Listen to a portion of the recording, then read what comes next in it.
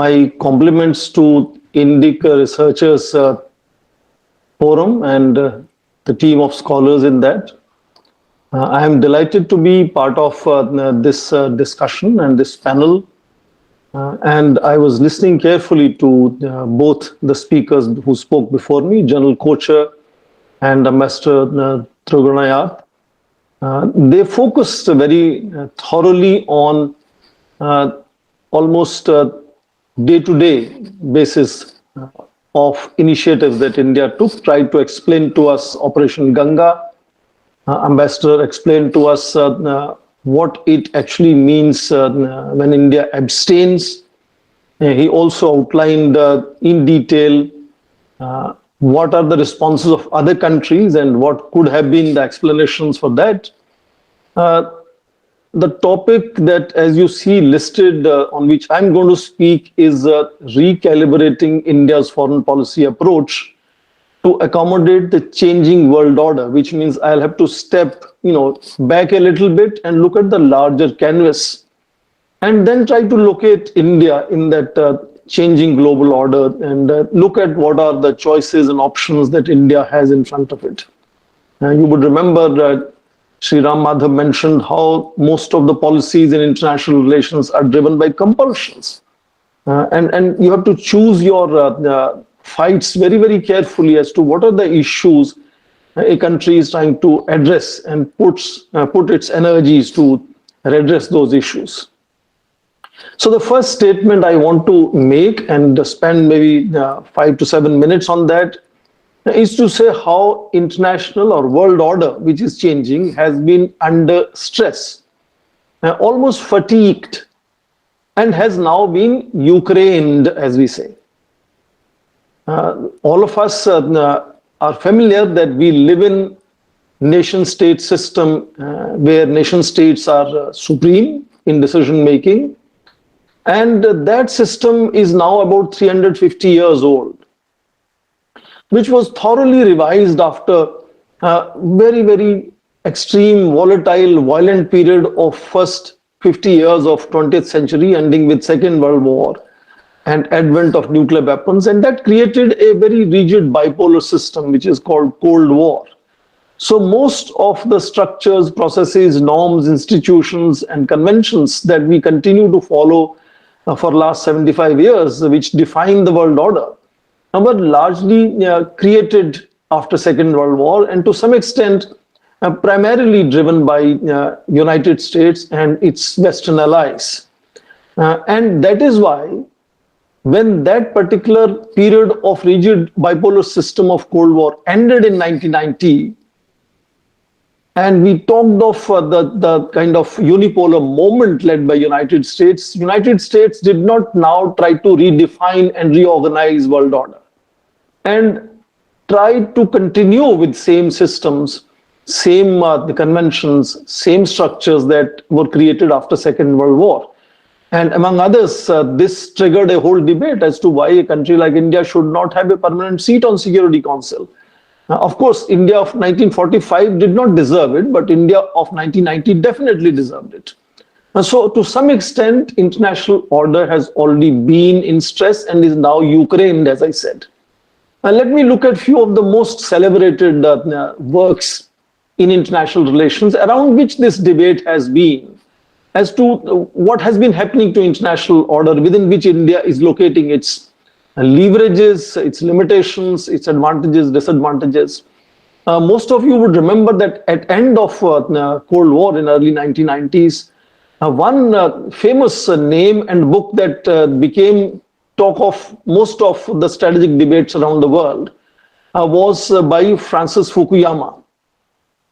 And he very aptly titled his book End of History and the Last Man, fundamentally pushing a thesis that liberal democracy, he saw, was the end point of mankind's ideological evolution, and now world will live as free market democracies, and that kind of liberal international order is something which is going to continue forever.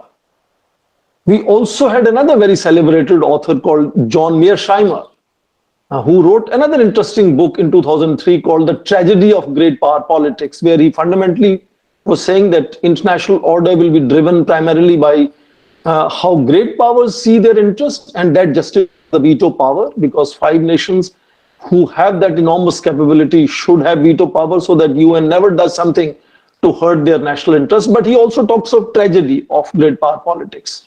And tragedy is that these even great powers will continue to undergo those contestations constantly and seek security in that competition, which will determine international order. And most other nations, including, let's say, India, would be fundamentally responding, reacting to trends set by them. The third name that you would remember is of Samuel Philip Huntington, who talked of clash of civilizations and produced a book called The Clash of Civilizations and the Remaking of the World Order. Basically pushing the thesis how rise of population in Muslim world, rise of Asia is going to potentially undermine the so-called Western predominance and the Western liberal world order. Now, you are possibly reading these days the op-eds and interviews and commentaries by or about authors like Francis Fukuyama and John Mearsheimer. Samuel Huntington, of course, is no longer there, but even commentaries on whether we are entering clash of civilizations again. So he had mentioned that kind of change of trend, and all of them had basically spoken of the increasing stress that we saw fully impactfully, up in our face in 9/11. After end of Cold War, 9/11 was another inflection defining point. And that led to, as Ambassador Trugnayat was just saying, United States going into Iraq, going into Afghanistan. Then, of course, 2008, another inflection point of global financial crisis that catapults China, which is rising economically from 1990s, but 2008 onwards, it really becomes very powerful nation, described as the largest economy on the planet, and becomes really significant. So now you have, for example, Francis Fukuyama producing his second book this year, which is titled Liberalism and Its Discontents. So he's underlining the fact that liberalism is still under challenge.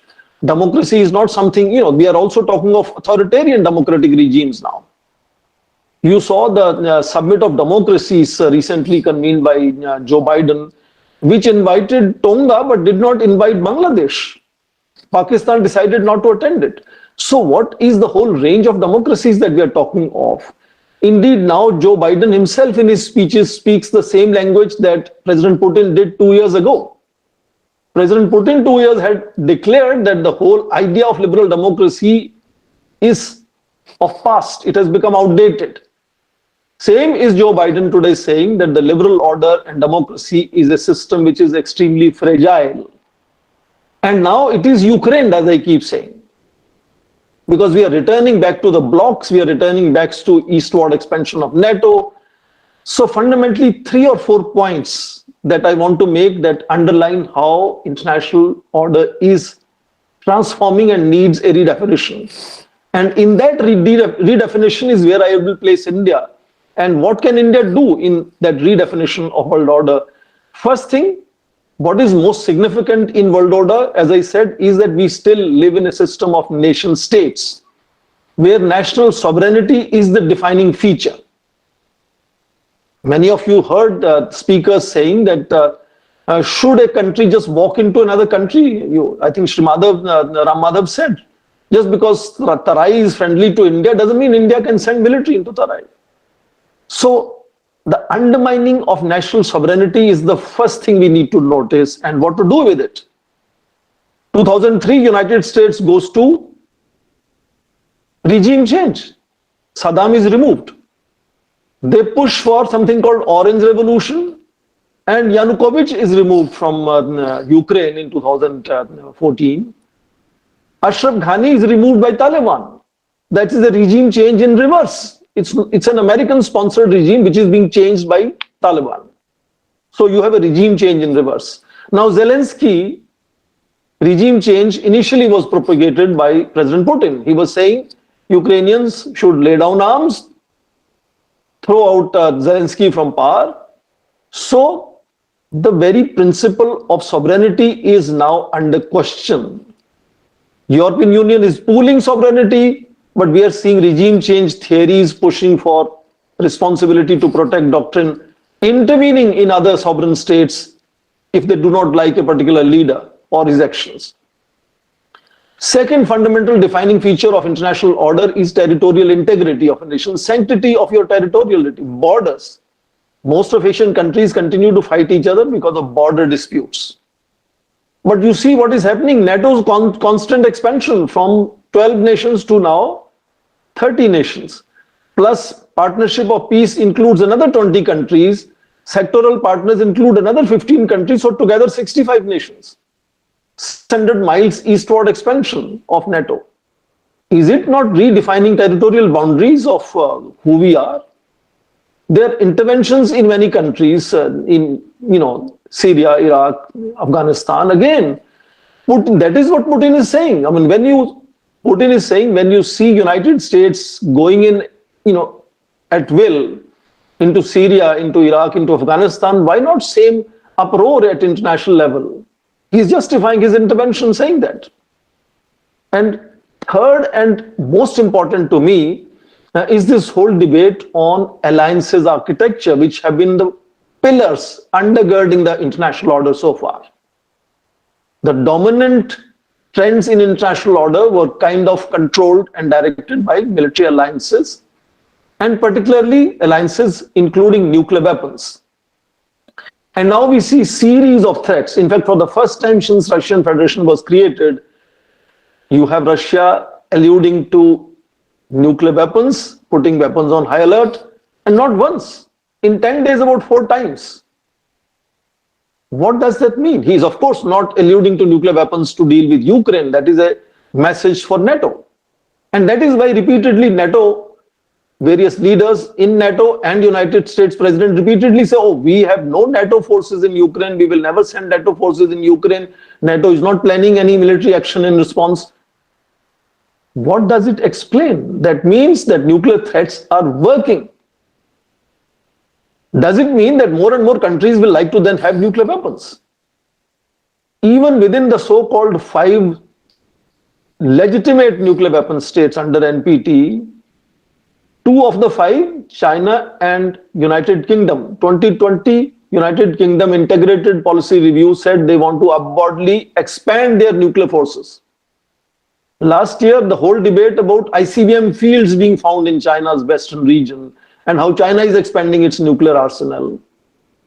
So-called legitimate nuclear weapon states of NPT are going now to expand nuclear weapons.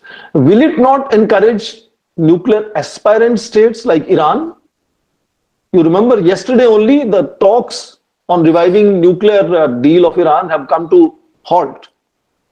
Iran is going to push back. In fact, most estimates now tell us that Iran has enough enriched uranium to produce the first device. Now, if that is how it is, will it not that so-called nuclear armed states, which are not legitimate according to NPT, 4 states, North Korea, Israel, India, Pakistan, they will also look at whether they should really make their nuclear stockpiles more potent and their deterrence more effective. Kim Jong-un is definitely doing that already. You remember 9 missile tests from January. He is going full throttle, and American estimates, the recent military intelligence report of Global Threat Assessment says, which was released this Monday, says North Korea is preparing to go back to ICBMs and nuclear tests that stopped at 2017. Then there are nuclear capable states. Many of them, Turkey, Saudi Arabia, Egypt, Germany, Japan, South Korea. Will they also not have debates inside that we should have more nuclear weapons? So fundamentally, nuclear taboo, which meant non-use, non-possession, non-transfer, destructive technology human mind has ever discovered. How will that kind of new fashion of using nuclear threats impact on these alliances and nuclear weapons becoming perhaps a far more stronger currency of power? Putin also, for example, talks of what NATO did in Yugoslavia. And he says NATO is perhaps doing the same thing, planning to do the same thing for Russia. Balkanization of that country. So fundamentally, multiple stresses are suddenly kind of boomerang impact, you can see explosive impact according in middle of Ukraine crisis happening. You would also remember most people are saying that Ukraine had nuclear weapons. Remember, 4 successor states of Soviet Union had nuclear weapons: Russia, Belarus, Kazakhstan, and Ukraine. Between 1992-94, lots of negotiations happened. Repeatedly, Ukrainian leaders domestically were unwilling to surrender their nuclear weapons. In fact, it took in January of 1994 Bill Clinton to go to Kiev, almost threaten, to make sure they fall in line, and 3 identical agreements called Budapest Memorandum of Security Assurances were signed in December of 1994, where they agreed to give up their weapons. In return, guarantees were given. In fact, very interesting English language. They use the word assurances, not guarantees. And assurances in English language are different. That is what is being played out now in interpretations. Assurances of security were given immediately by United States, UK, and Russia. Later, also the same documents were signed by France and China. Now, they not only said that Ukraine will not be ever threatened by nuclear weapons, they said no threat and no use of military force. Not even economic coercion will be done against Ukraine. And do you see what is happening today? One after another, cities are being pulverized. Will it not raise a question, what if Ukraine had nuclear weapons today? Will it not make many other countries think of it?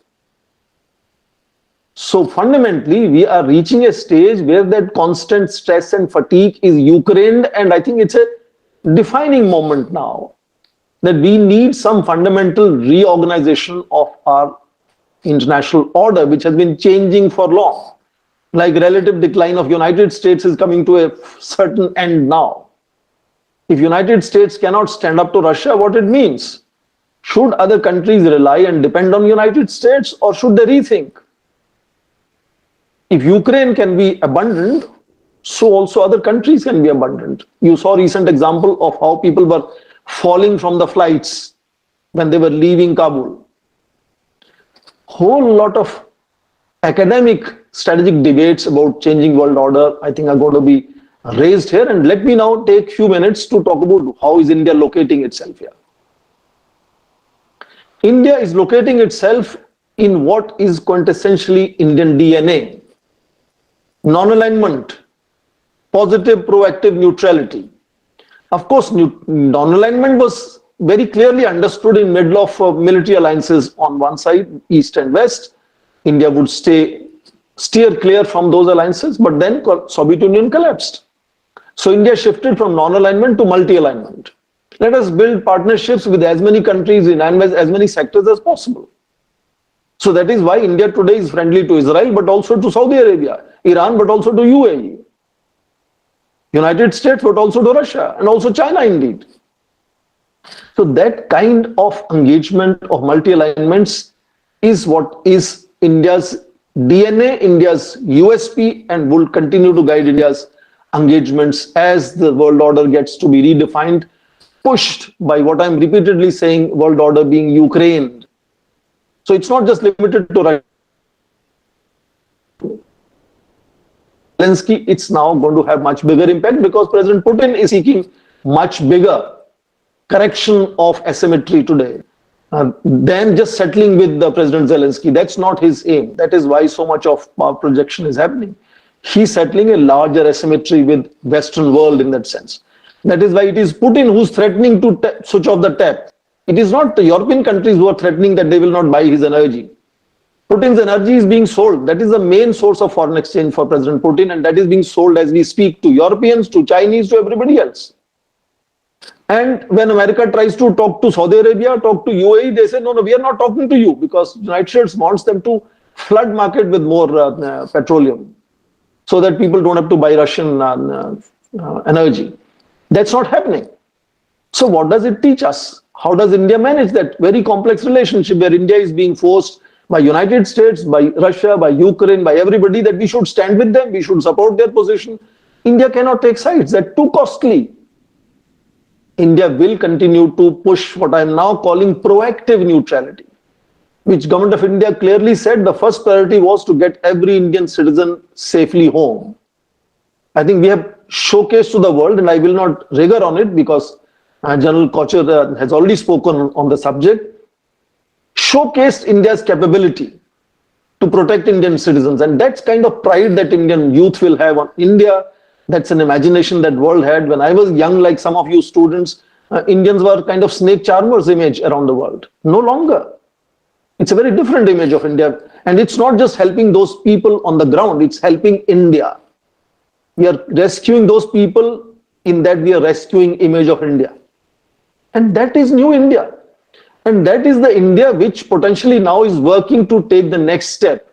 We have rescued our citizens. Now the next focus is to rescue all Ukrainians on the ground. How? Mark very clear distinction India makes. For example, in case of Afghanistan, India is not the country like Western nations which is saying until Taliban comes to achieve the benchmarks that we have defined, like inclusive government, etc., etc. We are saying we will wait until Taliban does those things. We will talk to Taliban only then, but we will immediately provide help to people on the ground. So we have even spoken to our arch rival Pakistan, saying, please give us overland route to send our 50,000 tons of wheat to Afghanistan. India's focus on humanitarian assistance, people focus.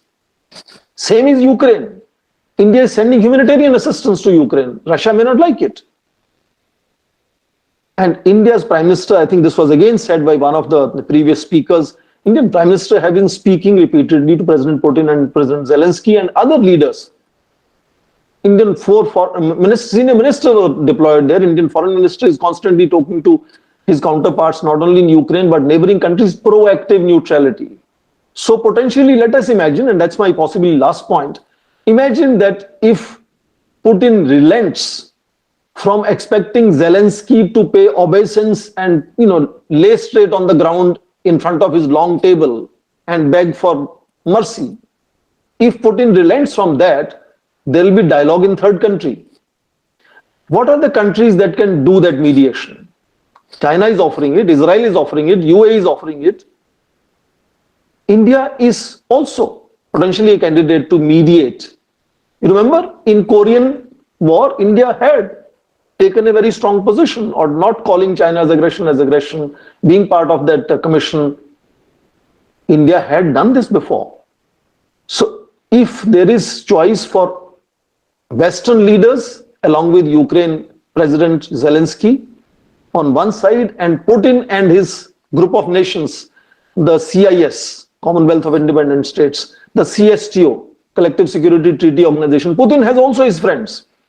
If these two sides are to choose a country which both of them are likely to trust, which you think is the country they are likely to trust, both sides.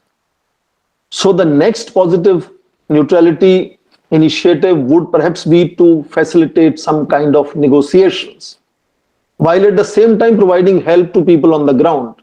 So India repeatedly says, cessation of violence is the first priority. And that's not just a cliche. It's not just a cliche. India's foreign policy really wants to push that humanitarian perspective should be the guiding lens. Big nations, big leaders may have egos, but should we allow, when elephants fight, the grass to be destroyed? With that very normative focus, and remember, European Union is largely norms-driven, normative institution. And that is why most Europeans are going to be far more comfortable with India taking that position of mediating. I think that is how proactive. In fact, Dean Rusk used to call India's non-alignment as neutrality. And at that time, Indian leaders had clarified it's not just neutrality, it is positive neutrality. And that positive neutrality continues to guide India's foreign policy. And positive neutrality means intervening actively, but without taking sides. And that is how the 3 abstentions in United Nations Security Council, 1 abstention in General Assembly justifies that position. If we were doing some other countries like Bhutan, Nepal, others, taking sides, we will be closing a lot of India's options, not just in mediating, but closing India's foreign policy options for future in contributing to the redefinition of world order, where India has to now stand up and contribute. So that is why if you look at this Ukrainian crisis and India's approach to Ukrainian crisis in that larger canvas of so-called stressed, fatigued, and now Ukraine international order, which is changing, which needs severe recasting and transformation, you will understand that India has been more like a marathon runner, not sprinter. Sprinters look very exciting to you when you see them running. But marathon runners have a very different pace and very different motives. And I think if you understand that, then India's DNA, India's USP of foreign policy has not changed anywhere, except that tactically maneuvers are made, tools and techniques sometimes change, but the central thread, the defining nature of India's foreign policy doesn't change at all. And therefore, the positive neutrality, which I think is the course for us, and so far I see that India has continued on that course. With that, I hand it back to Commodore Deshmukh, who's chairing it. Thank you, sir, for making me part of this panel, and back to you.